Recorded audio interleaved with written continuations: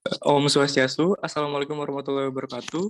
Shalom, Namo Buddhaya, and Salam Harmony. Okay. Hello everyone. So in this special occasion, we are from Group 9, would like to present our presentation about gerund and participle. But before that, we would like to introduce ourselves first.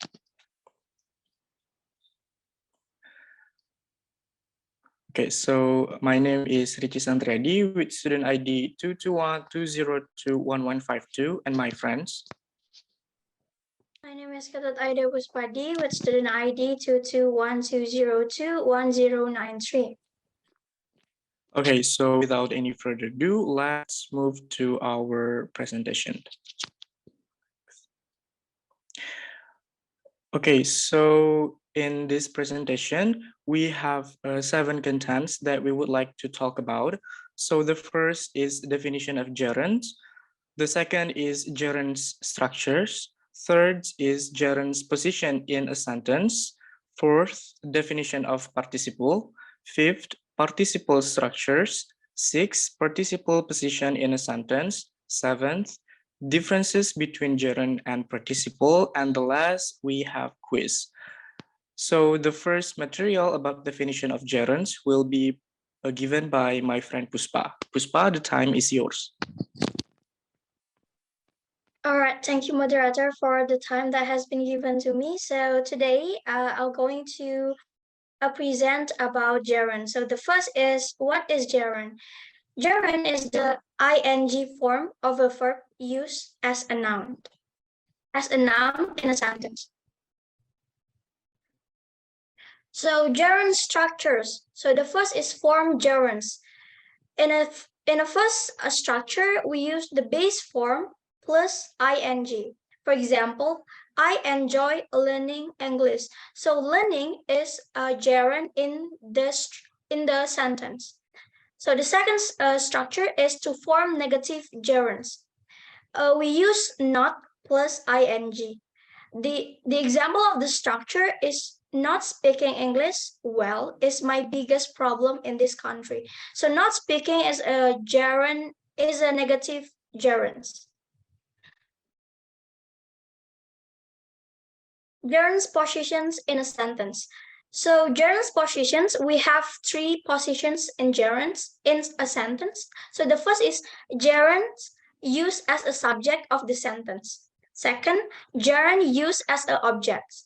And third, gerund used as an object of prepositions.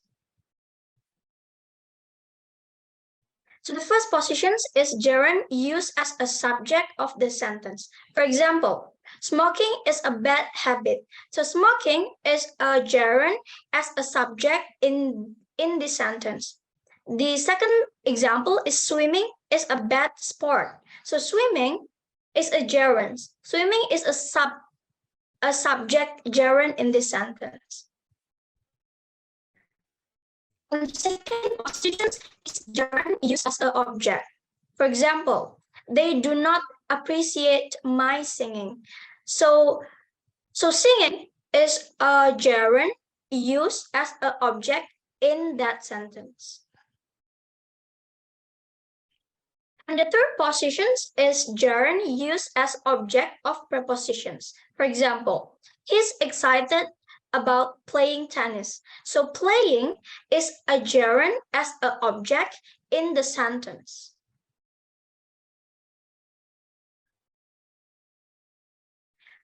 Okay, so there are only few verbs that are followed only by the gerunds. So this is the list of verbs followed by gerund. So not all of the verbs we can follow by gerunds. This is the example, and this is the list of verbs that followed by the gerunds. I will read it so you can more understand. The first is admit, advise, anticipate, appreciate, avoid, complete, consider, delay, deny, discuss, dislike, enjoy, finish, forget, can't help, keep, mention, mind, miss, postpone, practiced, quiet, recall, recollect, recommend, regret, risk, stopped, suggest, understand, and etc. For example, he admitted stealing the money. So admit is one of the list of the verbs followed by gerunds. So after verb admit, we use gerund. So steal is followed by ing form. Stealing is a gerund because the before a verb is admit. Admit is in list of verbs followed by gerunds. The second example is she advised waiting until tomorrow. So waiting is a gerund because advice is the list of verbs followed by gerunds. So after advice, you must add ing form in the verb. And the third is he delayed leaving for school. So leaving is a gerund because delay list of verbs that followed by gerunds. I think that's all about the material about gerunds. The next material will be presented by Richie. Richie, time is yours. Okay, thank you, Puspa, for the great explanation about gerund. And now I would like to continue the material. And the next material is about participle. So what is participle? Participle are words created from verbs that can be used as an adjective or in adverbial phrases, also ending in ing unless expressing past tense. So not like gerund, participle created from verbs that can be used as an adjective, while gerund created from verbs that can be used as a noun. So participle verbs that can be used as an adjective or in adverbial phrases. And also it can be not only ending in ing, but also in ed or en. It is called a past participle. Next, please.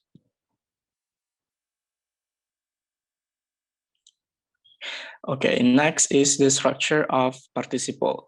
As I said before, that participle has two kind of participle, present participle and past participle. In present participle, it is always end with ing, just like gerund, but it comes for adjective, not a noun. And past participle, it can be end with ed or en. Next.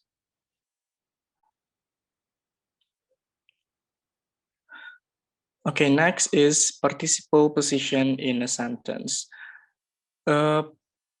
Participle can be as an adjective to form a verb tense and also to form a passive sentence. As an adjective, the example is boiling water.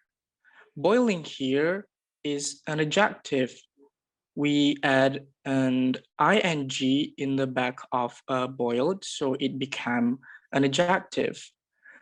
To form a verb tense, for the example, I was boiling the water. To form a passive sentence, for example, the water has been boiled.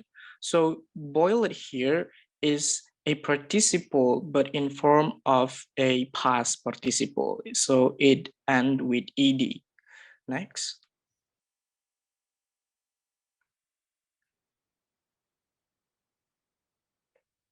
Okay, so this is the example of past and present participle. The first one is talk. The past participle is talk and with ed, and present participle talk and with ing become talking. And also cry, past participle and with ed become cried, present participle and with ing become crying, just like ring, swim, eat, rise, chase, go. But go, the past participle is gone and present participle is going. Okay, next.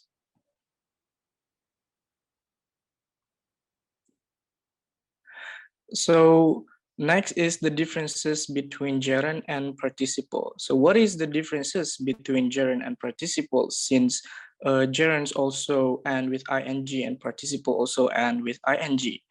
In summary, gerunds function as a nouns, while participle functioned as an adjective or verb forms. So the gerunds function as a nouns, while participle function as an adjective. Gerunds always end with ing, while participle can end in ing, ed, or en, depending on the context and verb tense. Next.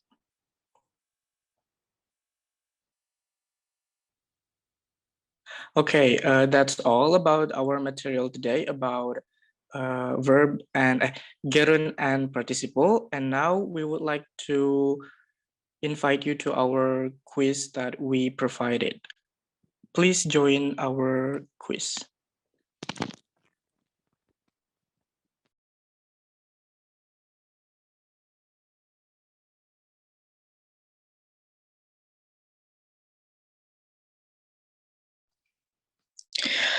Okay, since we already have 12 students join our quizzes, let's start our quizzes today. In 3, 2, 1.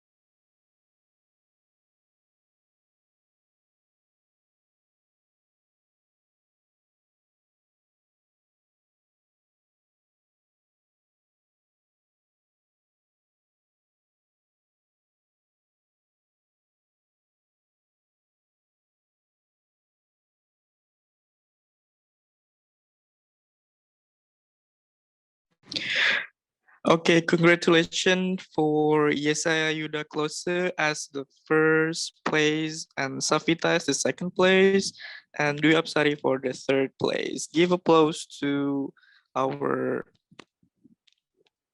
champion.